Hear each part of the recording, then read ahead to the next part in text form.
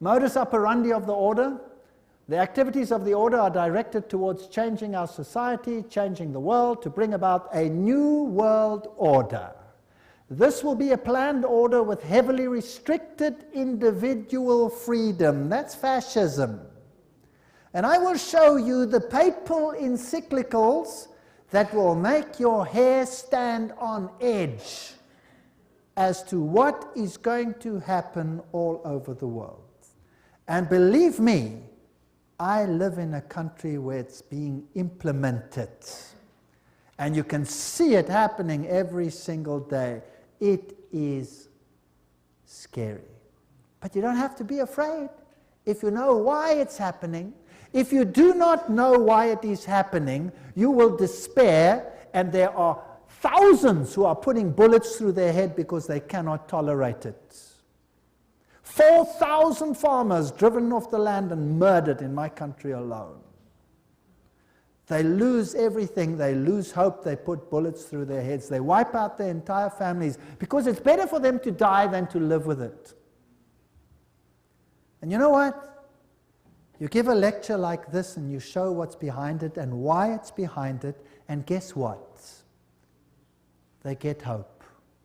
Because they see it's not just them and not something they don't understand. Once they start understanding the bigger picture, they gain hope. And they say, wow, so it's not really the end for us, because this is simply the sign that Jesus is coming soon.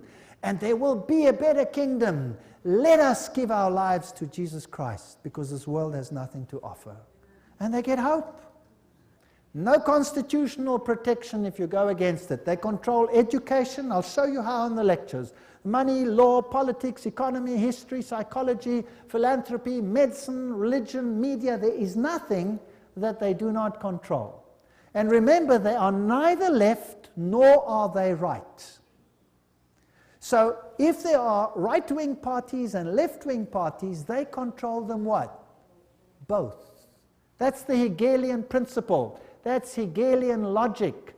Remember that both Marx and Hitler, the extremes of left and right, presented as textbook enemies, evolved out of the same philosophical system, Hegelianism, that brings screams of intellectual anguish from Marxists and Nazis. Remember that the Jesuits were told that they must serve on this side and the other side. Remember that? And create conflict between the sides. This conflict of opposites is essential to bring about the change that they want. Today, this process can be identified in the literature of the Trilateral Commission, for example, where change is promoted under conflict management. Have you heard that name before? Right, conflict is essential. The state is absolute, so the state must have total control. That means the people must relinquish their rights to the state. Do you see that happening in the United States at the moment? Absolutely. So the state requires complete obedience. An individual does not exist for himself in these so-called organic systems, but only to perform a role in the operation of the state. That's exactly what it was like under Nazism. Here's Hegel. The two, Hegel and Kant, are the philosophers behind the system. I was stunned. I was in Europe 4 weeks ago, in Germany, and the leaders, the presidents of Germany, went down and put down wreaths in front of these people's graves and said, their philosophy has made the new Europe possible. They honored them. What a terrible, I would almost say satanic, well, why not just say it, philosophy.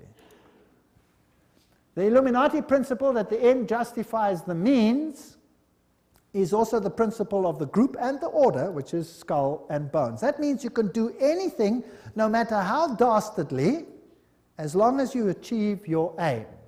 There's an outer circle, an inner core, all of these. Council of Foreign Relations is the outer circle, Trilateral Commission, all of those. Trilateral Commission was founded by David Rockefeller, comprises 200 members worldwide.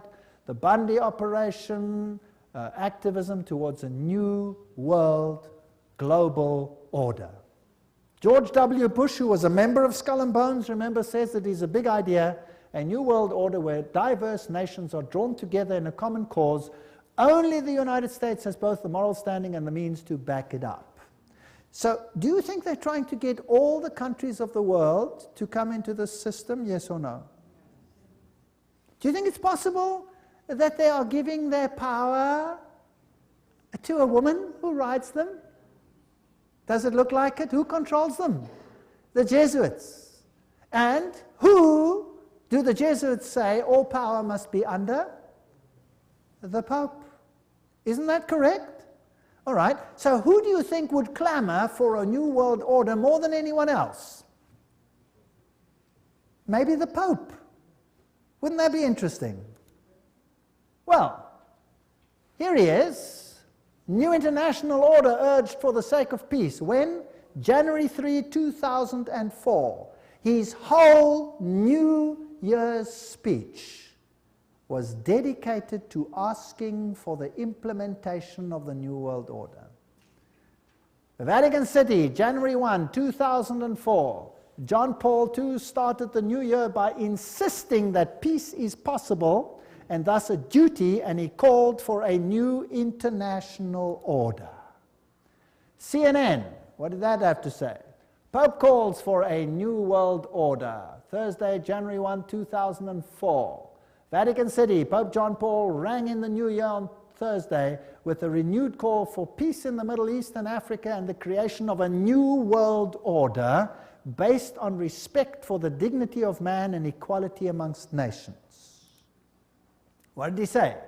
This year, Pope John Paul directed his thoughts to the continuing conflict around the globe, but he stressed that to bring about peace, there needs to be a new respect for international law and the creation of a new international order based on the goals of the United Nations.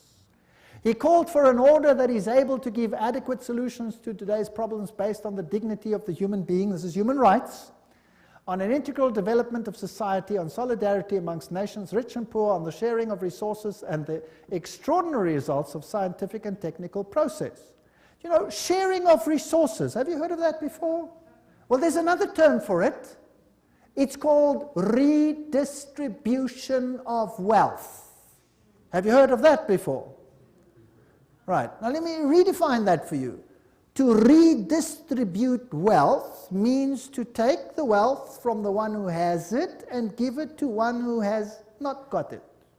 Is that correct? Now, if you do that, which nations of the world will be hardest hit? The Catholic ones or the Protestant ones? The Protestant ones are the rich nations. Everywhere you can draw a line. Now, I will show you in the lectures that come that there are encyclicals which define how the redistribution is to take place. And how it is happening and how the encyclical says it should take place is what I can see happening in my country without the government lifting a finger against it. It is defined by need, as we will see. Now, there's another word for taking from one who has and distributing it to someone who does not have. It's called theft. Stealing. Thou shalt not steal, says the Bible. The Pope in Rome says, thou shalt steal. He does. Literally, I'll show you his encyclical. You will be stunned. This New World Order is going to be an exciting place. I don't want much part of it. Fortunately, my God says, my kingdom is not of this world. If it were, they would fight for me. But it is not of this world. My kingdom is up there. There where your treasure is, there your heart will be. I have managed, because I live where I live, to loosen myself from that which I own, because I know that it means nothing anymore. Do you know that in my country, if you go on a holiday and you stay away for a while and you come back and your house is occupied, that you cannot put the new tenants out, even if the house is yours? Did you know that? Because they have need, therefore they have the right to take it, whether you own it or not. And this is not a joke, this is a fact. Scary. But who cares? I serve a God who has promised the most wonderful things, even temporal things, to those who serve him. Wonderful promises. I go to prepare a place for you, and I will come again to take you where I am also. In my Father's house are many rooms. I go. Actually, it doesn't mean rooms, it means mansions. God has prepared things for us which make this world sick by comparison. So let them have their kingdom, let them have their fun, because my God says this world will come to an end, and the kingdom of God will reign forever and ever and ever. Don't miss the next lectures. We're now on a roller coaster ride that will take you to exciting places. Thank you for coming.